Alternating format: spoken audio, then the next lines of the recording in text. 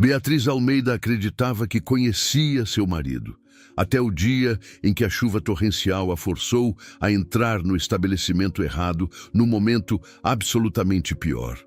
O dilúvio atingiu São Paulo com uma fúria selvagem e sem aviso, transformando instantaneamente a tarde do final de março em uma cortina densa e impenetrável de cinza.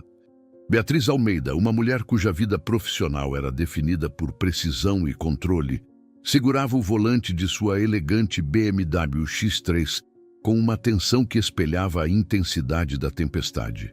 Seus olhos, geralmente afiados e avaliadores, estavam tensos, fixos na rua que estava rapidamente se dissolvendo em um córrego urbano turbulento. Aos 34 anos, Beatriz havia meticulosamente esculpido uma carreira de sucesso como arquiteta de alto perfil, seus projetos residenciais modernos, característicos, adornando os bairros mais exclusivos da região sudeste. Sua agenda era uma fortaleza de reuniões consecutivas, raramente cedendo um momento de tempo não planejado. Esta terça-feira deveria ser apenas mais um dia exigente, uma marcha previsível e estruturada em direção a objetivos profissionais. Ou assim, ela havia confiadamente presumido antes que a fundação de seu mundo começasse seu colapso catastrófico. A chuva martelava com tanta força implacável que os limpadores, mesmo em sua configuração mais alta e frenética, estavam desesperadamente sobrecarregados. Beatriz sentia a batida no teto panorâmico do carro como um ataque físico, uma batida furiosa e percussiva que parecia vibrar através de seus ossos. A visibilidade havia despencado para meros metros. Ela havia acabado de suportar uma sessão extenuante de 3 horas, com um cliente notoriamente exigente no histórico bairro de Higienópolis. E seu desejo singular e desesperado era alcançar seu santuário em casa, mergulhar em um chuveiro escaldante e purgar a memória das intermináveis revisões minuciosas de um projeto de mansão multimilionária que parecia amaldiçoado à incompletude eterna. Mas a tempestade era um arauto do destino, com um roteiro dramaticamente diferente em mente. Quando a estrada à frente se tornou uma folha cegante e sem características de água, Beatriz, contando com anos de navegação pela grade complexa da cidade, tomou uma decisão instantânea. Ela executou uma curva acentuada à direita, saindo da via principal para uma rua lateral mais tranquila e arborizada, perto da movimentada interseção da Rua Augusta e Avenida Paulista. Esta área era intimamente familiar. Era o epicentro de seu domínio profissional. Seu olhar caiu sobre uma estrutura que ela sempre admirara. Um sobrado lindamente preservado da virada do século, sua fachada recentemente restaurada. Agora, abrigava uma galeria de arte contemporânea de vanguarda no nível da rua e um lounge discreto e sofisticado no andar superior. O lugar era conhecido como Galeria Luz and Lounge, e Beatriz havia comparecido a vários vernissagens exclusivos da alta sociedade ali ao longo dos anos. Agindo puramente por instinto e a necessidade de abrigo imediato, ela estacionou na vaga disponível mais próxima. Segurando sua cara bolsa italiana de couro sobre a cabeça, em um gesto fútil de proteção, ela correu em direção à entrada. Seus saltos de grife de altura média clicavam um ritmo frenético contra as pedras portuguesas escorregadias da calçada, enquanto ela subia os 3 degraus curtos até a pesada porta de vidro. No momento em que ela empurrou a porta e entrou, uma profunda sensação de alívio a invadiu, acompanhada por uma lufada de ar quente e seco. A atmosfera era rica e complexa, uma mistura sofisticada de aromas.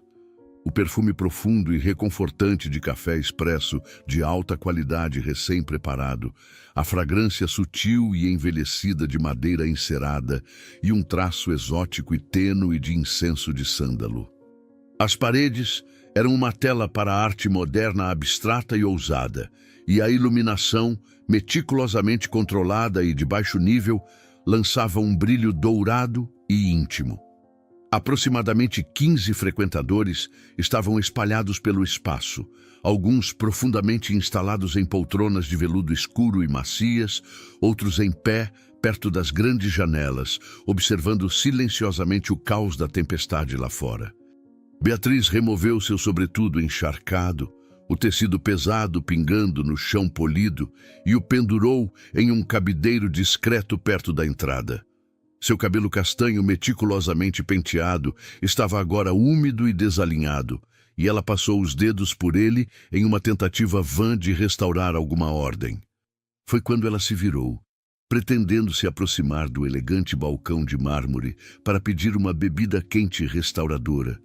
Talvez um chá Earl Grey forte ou um chocolate quente escuro e encorpado, que o chão sólido sob seus pés pareceu se dissolver em um abismo. No canto mais privado e fracamente iluminado do lounge, posicionado perto de uma janela panorâmica ampla que dava para um pequeno pátio interno açoitado pela chuva, os olhos de Beatriz registraram uma visão que seu cérebro altamente lógico de arquiteta se recusou a processar por longos e agonizantes 2 segundos. Sentado em uma profunda poltrona de couro marrom desgastado, estava seu marido de 7 anos, Daniel Carvalho. Mas a verdade chocante era que ele, inequivocamente, não estava sozinho. Uma mulher, cujo cabelo loiro ondulado caía sobre o ombro de Daniel, estava inegavelmente sentada em seu colo. Isso não era uma proximidade casual, não era uma inclinação amigável. Ela estava literalmente empoleirada em suas coxas, seu corpo angulado em direção ao dele, seus braços intimamente ligados ao redor de seu pescoço em um abraço possessivo que gritava uma história compartilhada profunda e não deixava absolutamente nenhum espaço para qualquer interpretação inocente.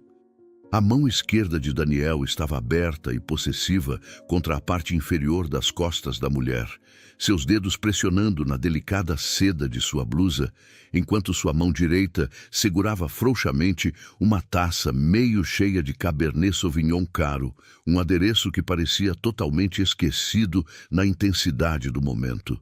O mundo inteiro fora do lounge, a tempestade furiosa, a cidade de São Paulo, tudo deixou de existir. O tempo para Beatriz havia sido violentamente interrompido. Uma onda fria e nauseante de náusea rolou pelo estômago de Beatriz. Suas pernas começaram a tremer incontrolavelmente, uma manifestação física do choque sísmico, mas ela permaneceu enraizada no lugar. Uma estátua de incredulidade, totalmente incapaz de desviar seu olhar da cena de sua destruição. Não havia erro possível, nenhum ângulo de luz ou sombra que pudesse explicar isso. Esta não era uma mulher sentada perto dele. Este não era um abraço platônico e inocente. Esta era a linguagem corporal inconfundível e primitiva de 2 pessoas que não apenas haviam cruzado todas as fronteiras, mas construído um novo mundo secreto sobre as ruínas de seu casamento. Foi naquele momento preciso e devastador que Daniel levantou os olhos do rosto da mulher. O contato visual resultante, atravessando o comprimento do lounge sofisticado, foi um choque elétrico brutal e de alta voltagem. Beatriz observou, com uma clareza cristalina e aterrorizante, o exato instante em que a cor drenou do rosto de seu marido, deixando-o com um cinza doentio e acinzentado. Seus olhos, geralmente reservados e calculistas, se arregalaram em puro terror. Sua boca caiu ligeiramente aberta, mas o som, que deveria ter sido uma negação ou um suspiro, foi estrangulado em sua garganta. Seus dedos, ainda segurando a taça de vinho, ficaram rígidos e todo o seu corpo travou, como se uma força maligna invisível tivesse pressionado o botão de pausa de emergência em sua própria existência. A mulher loira, absorta em seu próprio momento, imediatamente sentiu a mudança profunda no comportamento de Daniel. Ela virou a cabeça, sua expressão de leve irritação, para seguir a trajetória de seu olhar paralisado. Daniel, ela murmurou, sua voz um som baixo e rouco, que no entanto era perfeitamente audível no silêncio pesado e repentino do lounge. Ele não ofereceu resposta. Ela tentou novamente, um toque de impaciência entrando em seu tom. Daniel, o que foi? O que você está olhando? Silêncio, espesso e sufocante, foi a única resposta. A mulher deu um pequeno e frustrado chacoalhão em seu ombro, tentando puxar sua atenção de volta para ela. Você está bem? Fale comigo. Quando ele permaneceu completamente congelado, seus olhos travados na figura perto da entrada, a mulher finalmente, relutantemente, seguiu seu olhar até sua origem. E foi naquele segundo que Beatriz sentiu o segundo golpe muito mais paralisante, um choque que eclipsou a descoberta inicial. A mulher era Camila Ferreira. Beatriz instintivamente recuou, tropeçando 2 passos para trás.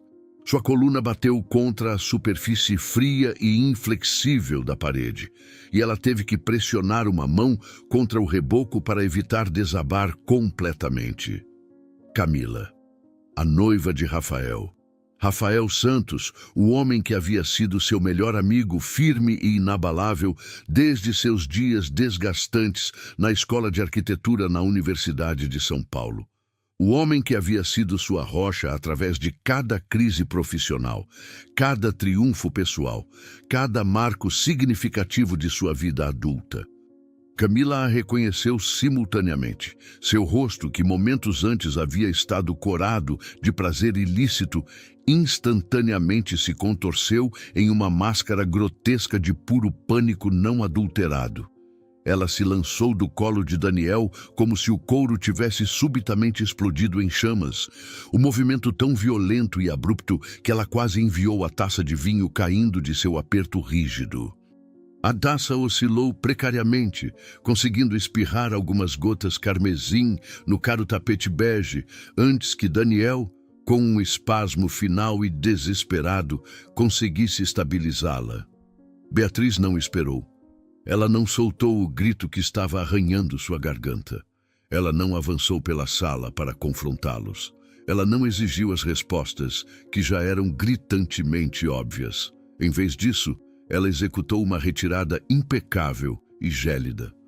Ela girou nos calcanhares e empurrou a pesada porta de vidro aberta com uma força que chacoalhou sua moldura.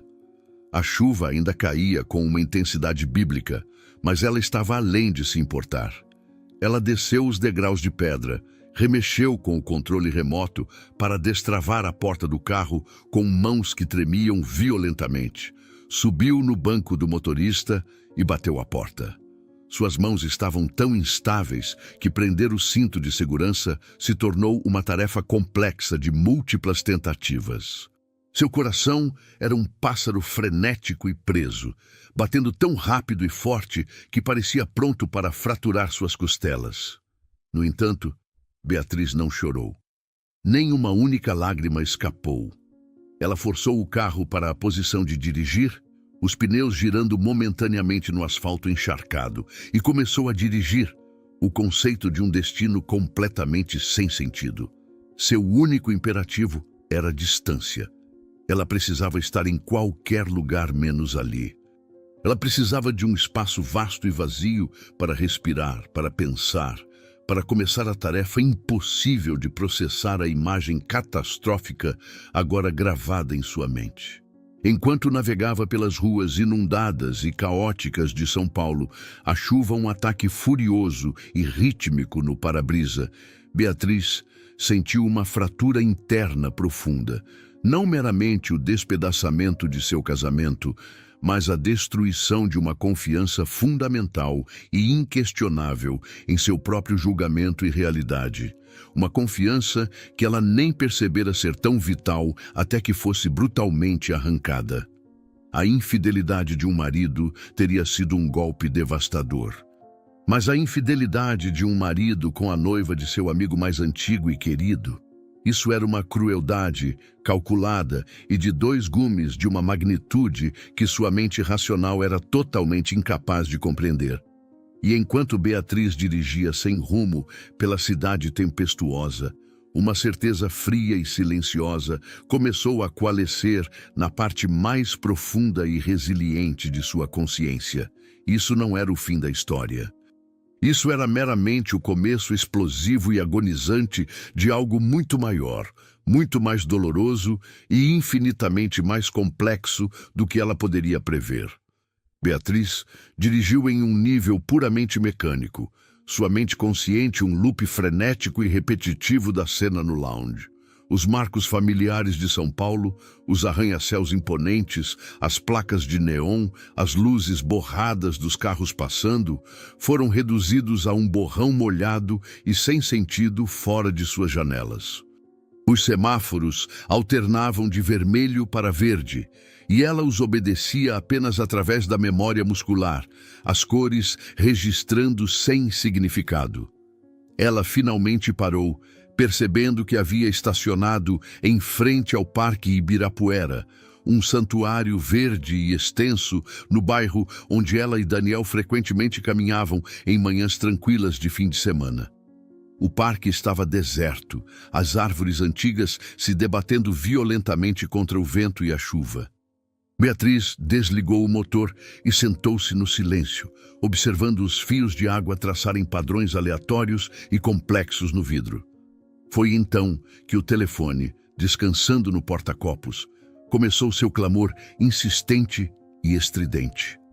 O som estridente do toque a fez estremecer violentamente. Ela olhou para a tela iluminada. Daniel. Ela deixou tocar. O som, uma intrusão áspera em seu silêncio frágil.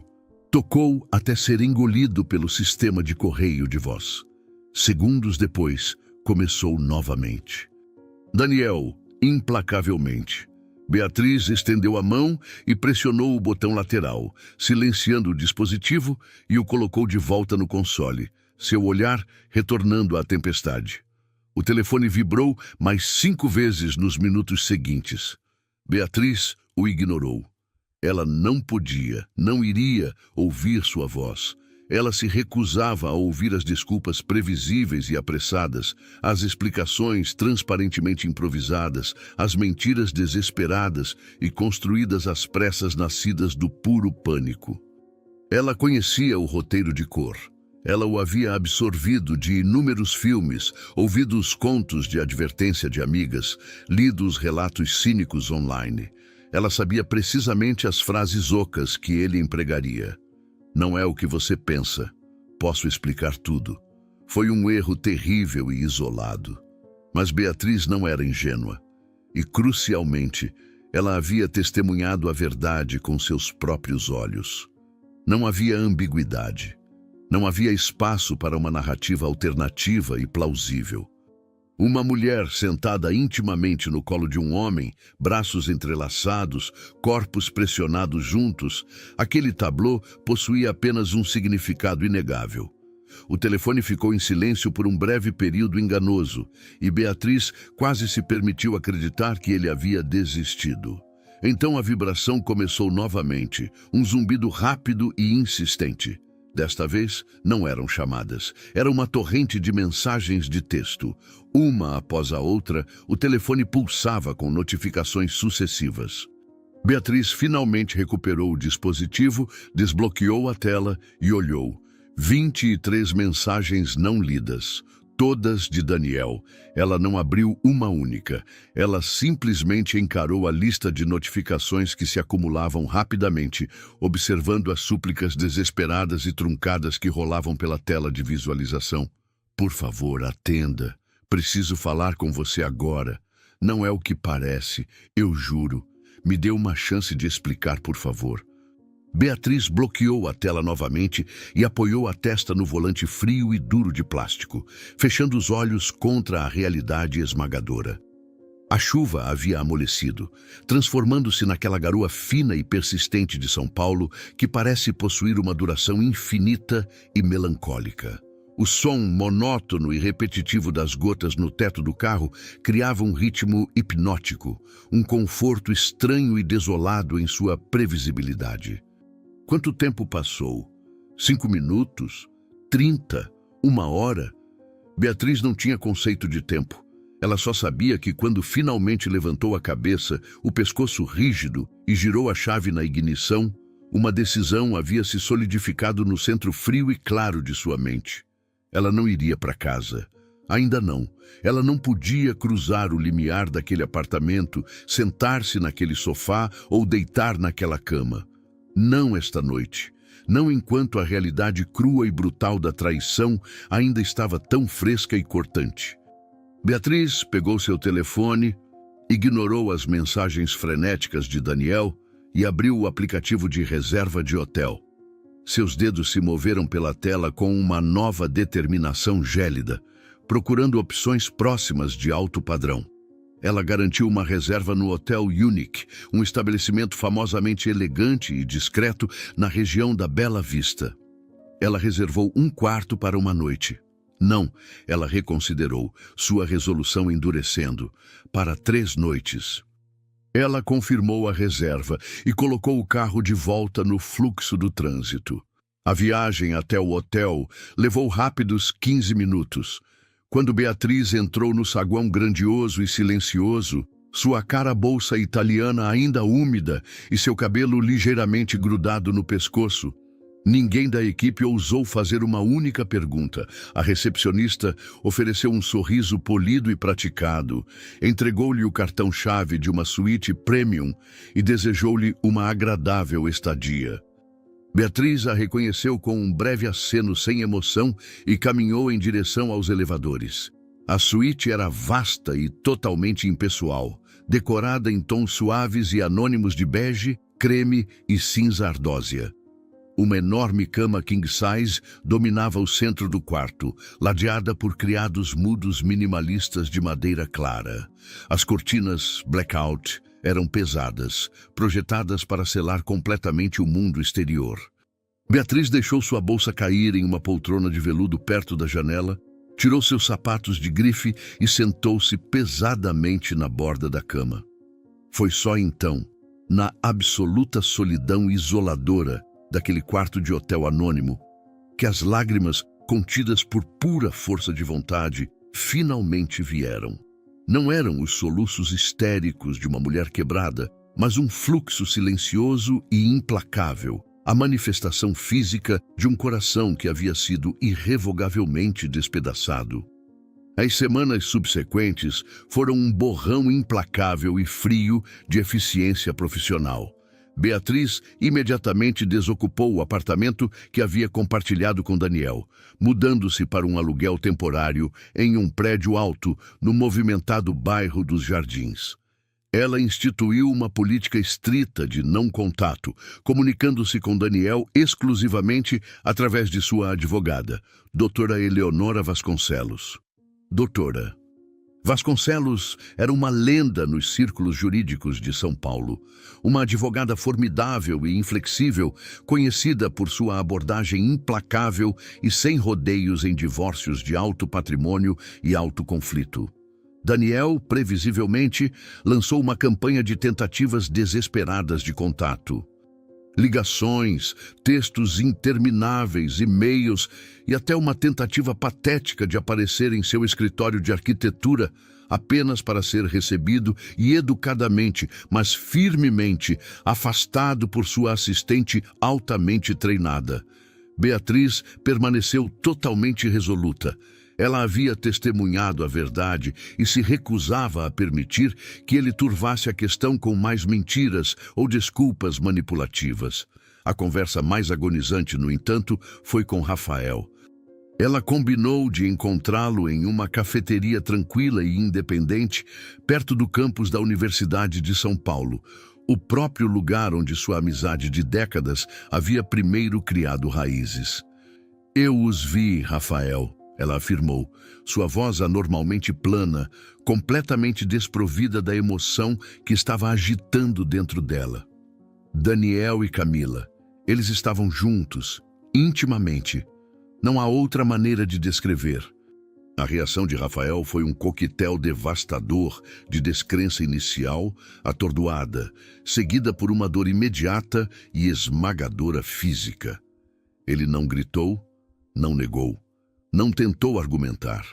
Ele simplesmente se curvou para a frente na cadeira, enterrando o rosto nas mãos, toda a sua linguagem corporal irradiando derrota. "Eu não entendo", ele sussurrou, sua voz grossa de lágrimas não derramadas. "Estávamos a 2 meses do casamento. Os convites acabaram de sair na semana passada." Beatriz estendeu a mão pela pequena mesa, sua mão tremendo ligeiramente, e a colocou gentilmente em seu braço. "Eu sinto muito profundamente, Rafael. Eu gostaria mais do que qualquer coisa de não ter que ser quem te contasse isso." Eles sentaram em um silêncio profundo e pesado, pelo que pareceu uma eternidade. 2 vítimas colaterais de um engano compartilhado, brutal e meticulosamente planejado. Beatriz tomou a decisão calculada de reter o segredo da possível gravidez, ou a possibilidade dela, por enquanto. Ela sabia que precisava reunir evidências absolutamente irrefutáveis de qualidade legal antes de implantar aquela opção nuclear particular. O impacto emocional do caso sozinho era suficiente para lidar no momento. Ela contratou os serviços de um investigador particular, um ex-detetive da Polícia Civil de São Paulo chamado Francisco Oliveira, conhecido por sua discrição e minuciosidade, para mergulhar profundamente nos históricos financeiros e médicos de Daniel e Camila. Francisco era inegavelmente caro, mas Beatriz via o custo como um investimento necessário em sua futura paz de espírito e sua posição legal. Ela precisava saber a extensão completa e não envernizada da traição. O relatório do investigador chegou 3 semanas depois. Uma pasta manila grossa, cheia de extratos bancários, recibos de cartão de crédito e registros médicos. Beatriz sentou no escritório elegante e minimalista da doutora Vasconcelos, seu coração batendo um ritmo lento, frio e constante enquanto folheava as páginas. O caso, o relatório confirmava, estava em andamento há bem mais de 1 ano. Seu ponto de encontro secreto era um apartamento de aluguel de curto prazo de luxo, que Daniel havia alugado no bairro descolado da Vila Madalena. Os pagamentos habilmente disfarçados nos relatórios de despesas da empresa como entretenimento de clientes e taxas de consultoria. Os recibos detalhavam meticulosamente jantares extravagantes em restaurantes sofisticados, escapadas de fim de semana para Búzios e, mais condenatoriamente, uma série de compras grandes e inexplicadas. "Olhe para isso, Beatriz", doutora Vasconcelos instruiu, seu dedo perfeitamente manicurado, batendo em um item de linha em um extrato de cartão de crédito. "Joalheria Amsterdã Sauer, 28 de setembro, R$12.000. Beatriz olhou para os brincos simples e clássicos de pérola que estava usando, um presente de sua mãe. "Eu nunca recebi nenhuma joia da Amsterdã Sauer. Então, Eleonora, para quem exatamente foi essa compra?" Doutora Vasconcelos virou a página com um movimento afiado e decisivo. "E isso? A Clínica Huntington de Medicina Reprodutiva, especialistas em reprodução, múltiplos pagamentos grandes sacados de sua conta conjunta, todos itemizados como cuidados pré-natais para uma gravidez que, de acordo com seu próprio histórico médico, demonstravelmente não era sua." Beatriz gentilmente fechou o arquivo. O volume absoluto de evidências era esmagador, uma onda de prova. Agora, tudo o que restava era selecionar o momento perfeito e mais devastador para liberá-lo. A oportunidade se apresentou 1 mês depois, na celebração do 35º aniversário de Daniel.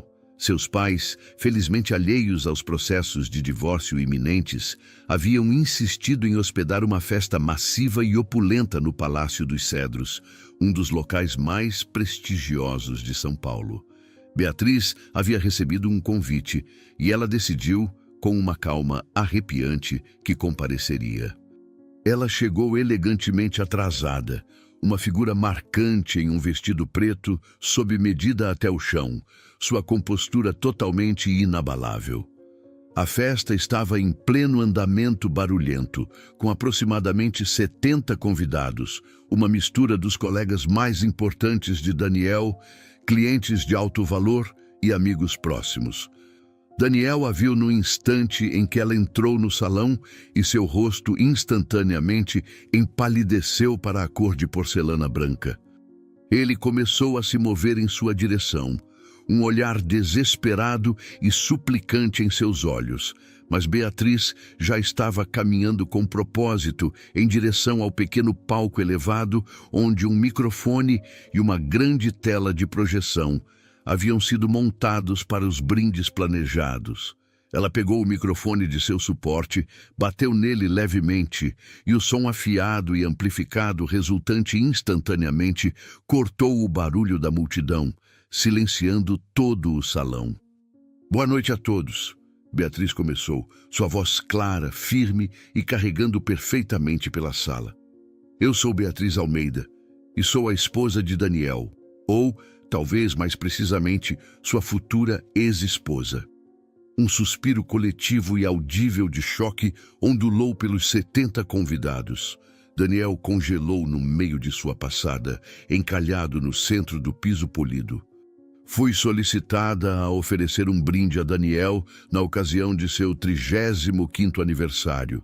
Beatriz continuou, um leve sorriso quase imperceptível e triste tocando seus lábios. E honrarei esse pedido. Quero brindar a verdade, porque a verdade, como diz o velho ditado, acabará por nos libertar.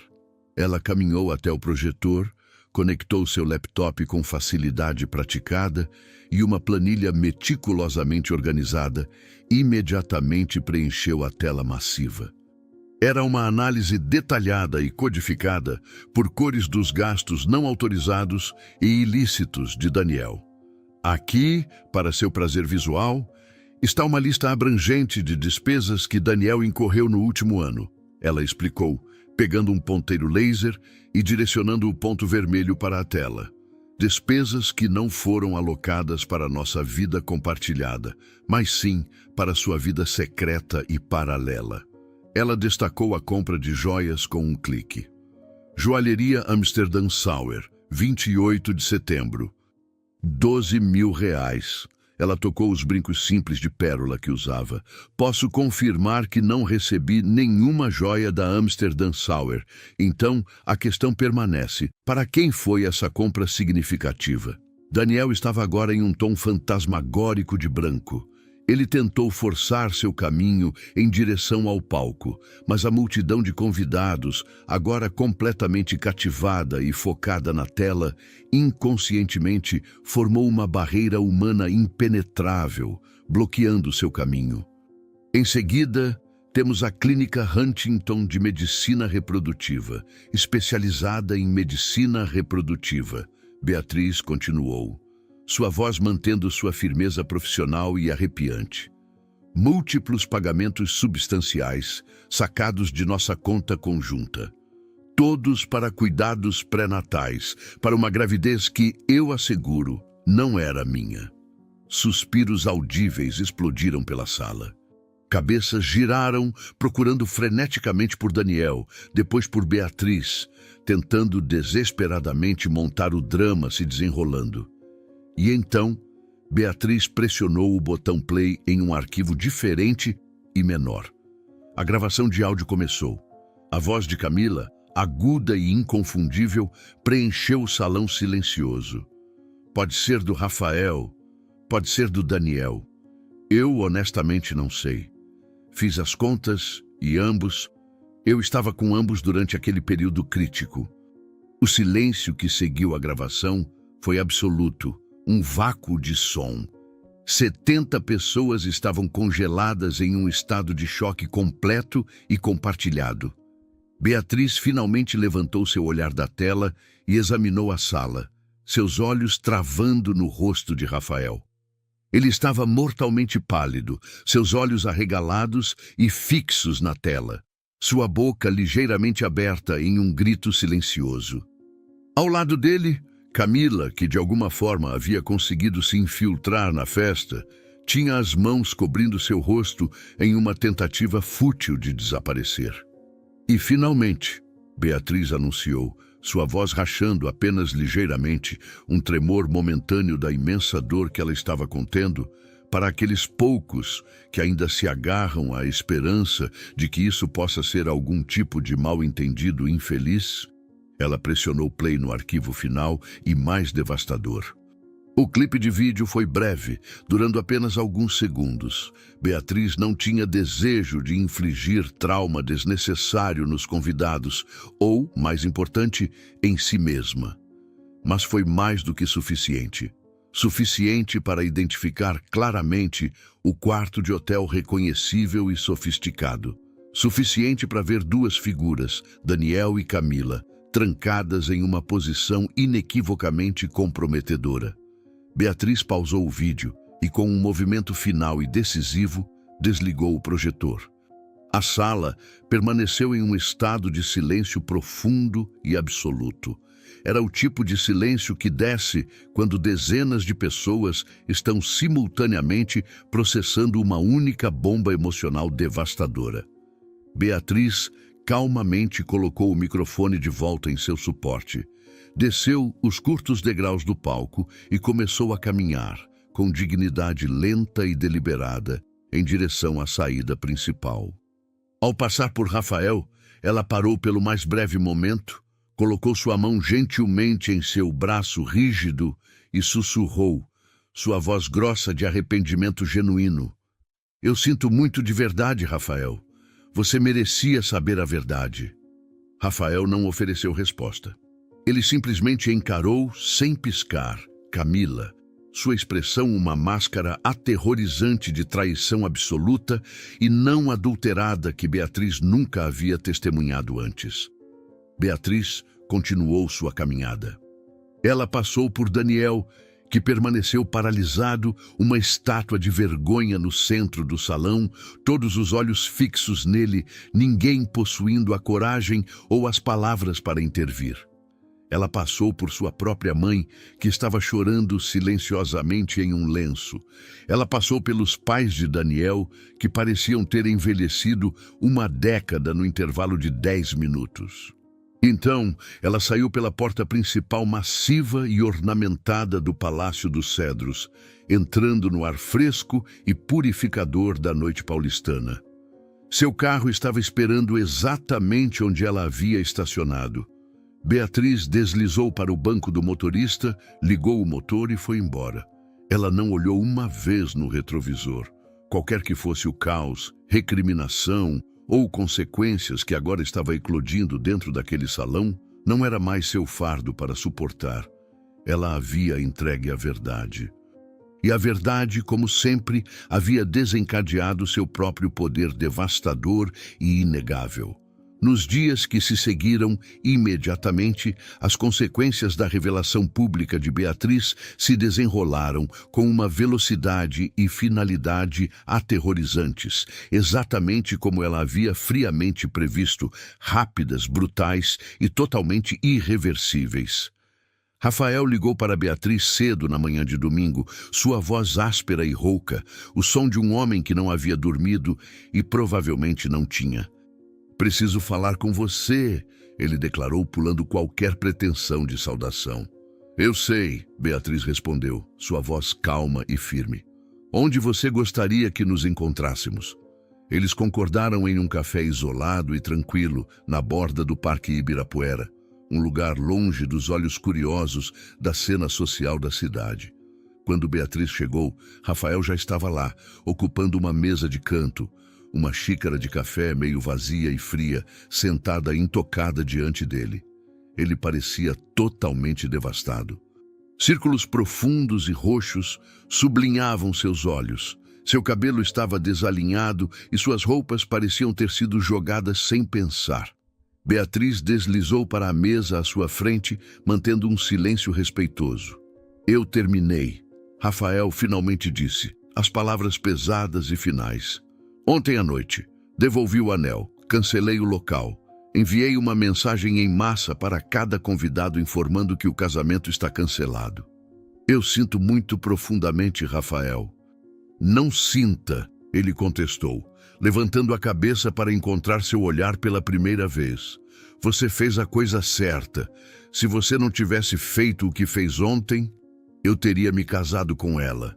Eu teria me comprometido a passar o resto da minha vida acreditando em uma mentira. Mesmo assim, Beatriz insistiu gentilmente. Eu sei que essa dor é imensa. Rafael soltou uma risada curta, amarga e sem humor. Imensa? Beatriz, eu investi 10 anos da minha vida com aquela mulher. 10 anos acreditando que conhecia a pessoa dormindo ao meu lado. E descobri ontem à noite, na frente de 70 pessoas, que eu não sabia absolutamente nada.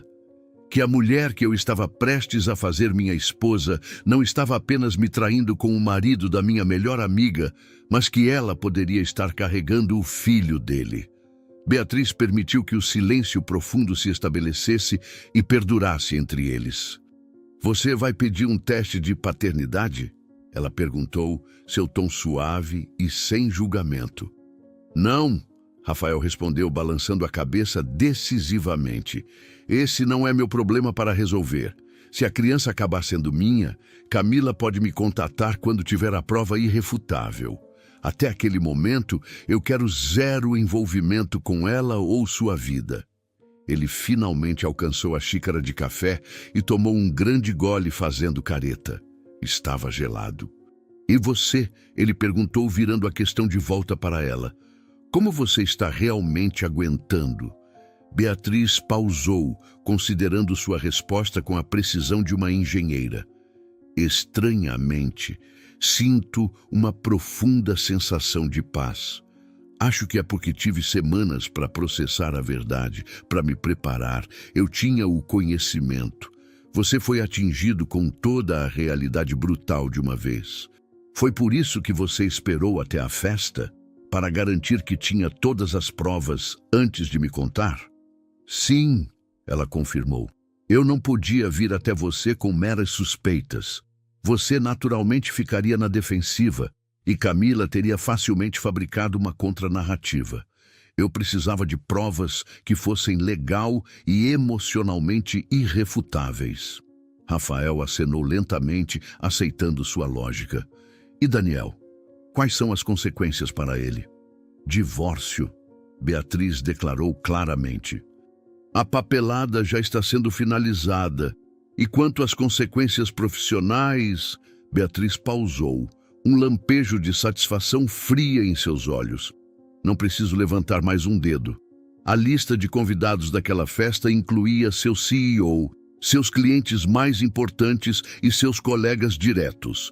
Sua reputação nesta cidade já está irrevogavelmente destruída. E estava. Beatriz soube através da rede eficiente e sussurrante de amigos mútuos que Daniel havia sido colocado em licença administrativa indefinida de sua startup de tecnologia de alto perfil. Embora oficialmente uma licença, todos entendiam que era uma demissão corporativa educada. Uma empresa de tecnologia, especialmente uma que se orgulhava de uma imagem pública progressiva e ética, não podia dar-se ao luxo de ter um executivo sênior publicamente exposto em um escândalo tão sórdido da alta sociedade. Camila também enfrentou consequências imediatas e severas. Sua boutique de joias, que dependia quase inteiramente do delicado ecossistema de networking social e referências boca a boca entre a elite paulistana, viu suas vendas despencarem no abismo. Clientes cancelaram pedidos personalizados. Grandes comissões foram abruptamente retiradas. Em menos de 2 semanas, Camila foi forçada a fechar a loja, colocando um aviso conciso e simples na porta de vidro trancada.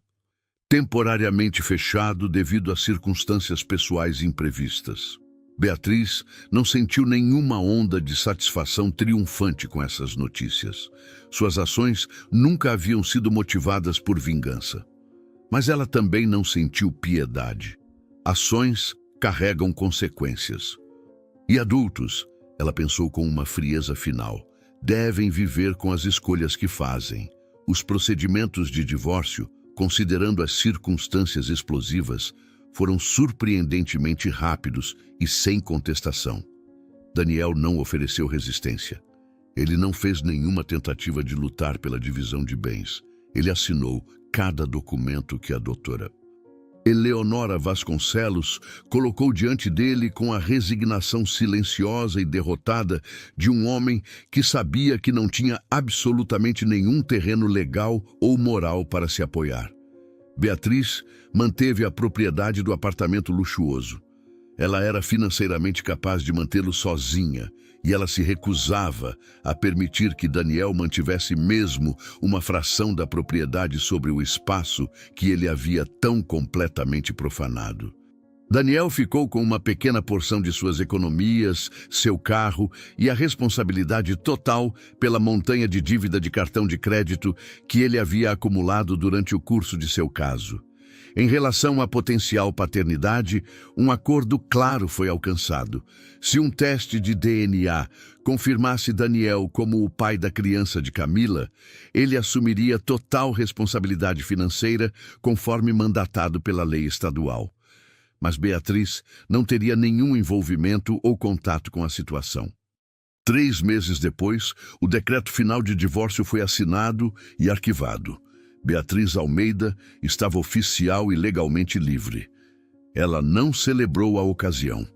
Ela simplesmente assinou os papéis finais em uma tranquila tarde de quinta-feira no escritório da doutora Vasconcelos e então retornou imediatamente à sua firma, tratando o evento monumental como nada mais do que uma tarefa administrativa concluída. Porque a luz fria e dura de sua nova realidade era precisamente isso. A vida de Beatriz começou seu retorno lento e deliberado a um novo normal. Não era o normal de seu passado. Aquela realidade estava irrevogavelmente despedaçada, mas um novo ritmo cuidadosamente construído, que era, de muitas maneiras profundas, muito mais saudável e autêntico. Ela se jogou em seu trabalho com uma intensidade renovada e quase feroz. Ela começou a aceitar projetos desafiadores e de alto perfil que ela teria anteriormente recusado. Ela viajou extensivamente, falando em grandes conferências de arquitetura no Rio de Janeiro, em Brasília e em Porto Alegre. Ela começou a dar palestras em universidades prestigiosas sobre a importância crítica do design sustentável e a preservação de estruturas históricas. E lentamente, com o ritmo cauteloso de um degelo profundo, Beatriz começou a se permitir verdadeiramente viver novamente. Não meramente sobreviver aos destroços, mas abraçar uma existência vibrante e voltada para o futuro. Ela adotou um cachorro de resgate, um magnífico pastor alemão de 7 anos chamado Max, que havia sido abandonado por seu dono anterior e carregava o olhar cauteloso e desconfiado de um animal que havia aprendido que o mundo podia ser cruel e imprevisível. Beatriz e Max formaram um vínculo imediato e profundo. Ambos haviam sido traídos. Ambos estavam engajados no processo lento e meticuloso de reconstruir confiança, um pequeno e tentativo passo de cada vez. Beatriz também se comprometeu com sessões regulares de terapia com uma conselheira altamente recomendada, doutora Cecília Reis. Ela fez isso não porque estava à beira do colapso, mas porque estava determinada a processar o trauma da maneira mais saudável possível. Ela queria garantir que não estava carregando nenhuma bagagem emocional não resolvida para o futuro que estava construindo. Então, 9 meses após a finalização de seu divórcio, em uma grande cúpula internacional de arquitetura realizada no Centro de Convenções Anhembi, um evento que atraiu arquitetos líderes, planejadores urbanos e designers de todo o Brasil e América Latina. Beatriz conheceu Leonardo. Ela estava sentada em uma sessão focada em inovação sustentável, em grandes projetos de retrofit, diligentemente tomando notas, quando o homem ao seu lado se inclinou e ofereceu um comentário espirituoso e perspicaz sobre a apresentação. Eles começaram a conversar. Inicialmente, a conversa era estritamente profissional. Então derivou para as complexidades de viver em São Paulo, depois de volta à paixão pela arquitetura, e finalmente se estabeleceu nos aspectos mais profundos e pessoais da vida. Leonardo Oliveira também era arquiteto, baseado no Rio de Janeiro, especializado em projetos residenciais de luxo sob medida. Ele tinha 42 anos, um homem com um rosto bondoso e aberto, e tinha 2 filhos de um casamento anterior que havia terminado amigavelmente 3 anos antes. Ele possuía um sorriso fácil e genuíno que tinha o poder de completamente iluminar suas feições. Não houve faíscas súbitas e dramáticas. Não houve atração esmagadora e imediata. Em vez disso, havia uma conexão tranquila e profunda. Havia uma facilidade sem esforço em sua conversa. Havia a sensação reconfortante e profunda de falar com alguém que genuinamente ouvia suas palavras e verdadeiramente valorizava sua perspectiva. Eles trocaram informações de contato. Eles começaram uma troca constante de mensagens de texto.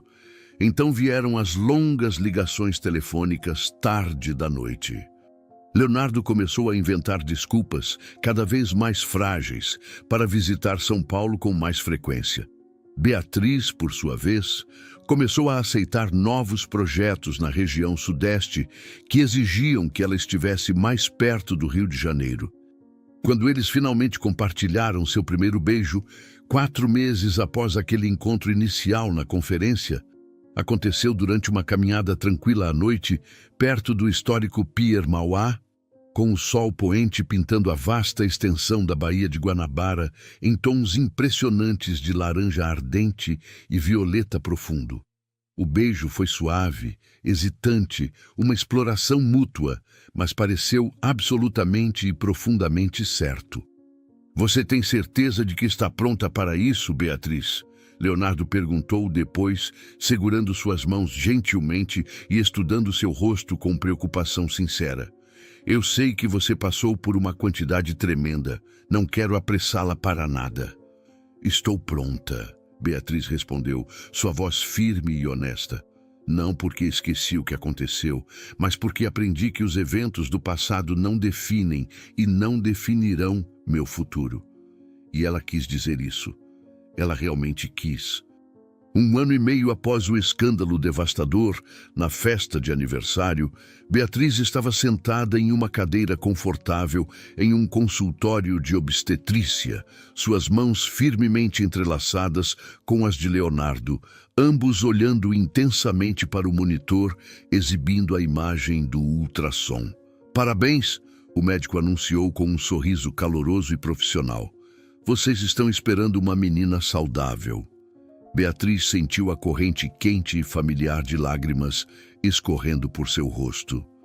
Mas essas eram lágrimas boas, lágrimas de pura alegria, não adulterada e gratidão.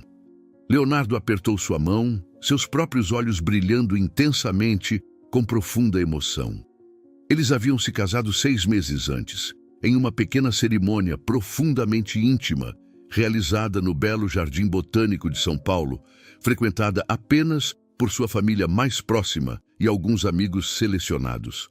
Rafael estava lá, em pé, orgulhosamente como padrinho de honra de Beatriz. Ele havia, eventualmente, se recuperado da traição de Camila. Ele estava agora namorando alguém novo, uma instrutora de yoga gentil e centrada que ele havia conhecido através de amigos mútuos. Uma mulher cujo espírito gentil e honesto era precisamente o bálsamo que seu coração ferido precisava. Leonardo se mudou permanentemente para São Paulo após o casamento, estabelecendo uma filial bem-sucedida de sua firma de arquitetura na cidade. Juntos, eles compraram uma casa, não outro apartamento estéril, mas uma casa real e espaçosa com um grande jardim estabelecido, localizada no desejável bairro do Morumbi. Ironicamente, ficava a apenas alguns quarteirões de onde Beatriz havia morado com Daniel. Mas esta casa era fundamentalmente diferente. Era deles. Era um lar construído não sobre pretensão, mas sobre a fundação sólida de verdade, respeito mútuo e compromisso inabalável. Quando Beatriz entrou em seu terceiro trimestre de gravidez, ela finalmente recebeu a atualização final e definitiva sobre Camila e o bebê. Rafael mencionou casualmente durante um café, observando que Camila havia dado à luz uma menina 3 meses antes. O teste de paternidade havia confirmado, sem dúvida, que Daniel era o pai. Ele estava pagando a pensão alimentícia obrigatória, mas havia optado por abrir mão de qualquer custódia ou direitos de visitação regulares. Uma decisão que Rafael ouviu dizer que era totalmente de Daniel. Camila, Rafael acrescentou, havia se mudado para longe, realocando-se para Campos do Jordão, uma cidade menor e mais tranquila, longe da memória social do escândalo paulistano. Lá, ela havia aberto uma nova loja artesanal pequena, tentando reconstruir sua vida longe dos destroços que havia criado.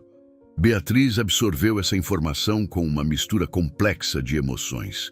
Uma pequena parte dela sentiu uma pontada distante de tristeza.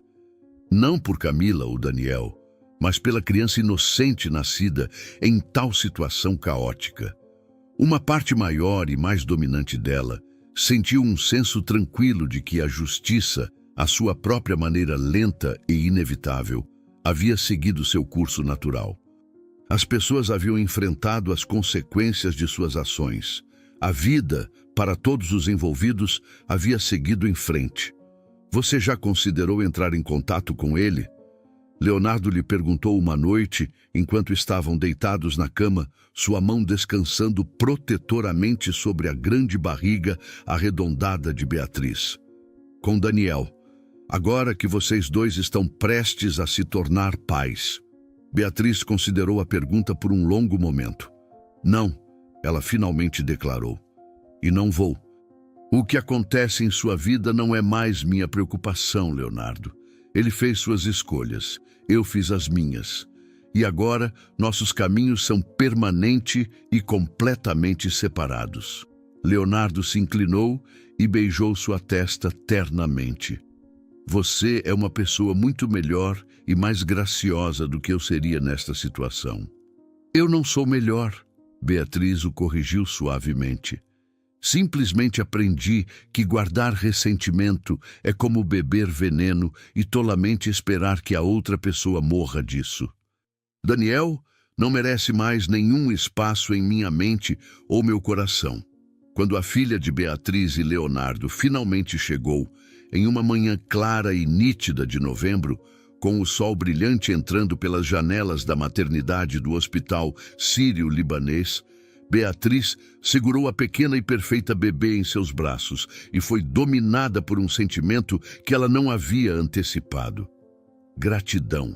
Não gratidão pela traição. Nunca isso. Mas uma gratidão profunda pelo caminho difícil e doloroso que a traição finalmente a forçou a tomar. Porque se Daniel não tivesse traído, se Beatriz não tivesse descoberto a verdade, se ela não tivesse encontrado a coragem para terminar o casamento e meticulosamente reconstruir sua vida, ela nunca teria conhecido Leonardo. Ela nunca teria segurado este bebê precioso. Ela nunca teria encontrado esta vida bela e autêntica. Sua filha foi nomeada Graça.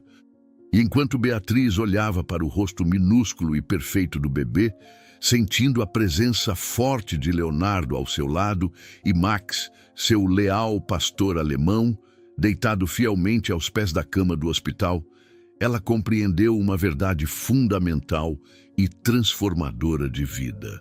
A verdadeira felicidade não vem de nunca ser ferido. Vem de possuir a força interior para se levantar novamente quando você é ferido. Vem da recusa inabalável de permitir que a fraqueza ou traição de outra pessoa defina seu próprio valor. Vem de escolher a verdade difícil sobre a negação confortável, mesmo quando essa verdade é brutal. E mais importante, vem de ter a paciência tranquila e a fé profunda de que após a tempestade mais violenta, o sol sempre, eventualmente, brilhará novamente. Beatriz beijou a testa de Graça com infinita ternura. "Bem-vinda ao mundo, pequena", ela sussurrou, sua voz grossa de emoção. "E bem-vinda à vida que construí para nós, uma vida honesta, uma vida real." E naquele momento singular e perfeito, cercada por sua nova e verdadeira família, com o futuro se estendendo diante dela como uma página limpa e em branco, esperando para ser preenchida, Beatriz finalmente, completamente, deixou ir o passado. Não com raiva persistente, não com amargura corrosiva, mas com a dignidade tranquila e inabalável de uma mulher que havia encarado a verdade diretamente nos olhos, se recusado a hesitar e emergido do outro lado infinitamente mais forte, incomensuravelmente mais sábia e profunda, e belamente livre. O que você achou desta história? De 0 a 10, que nota você daria? Inscreva-se no canal e clique no sino para receber todos os nossos vídeos. E aproveite para assistir mais uma história surpreendente clicando na tela. Obrigado e até a próxima.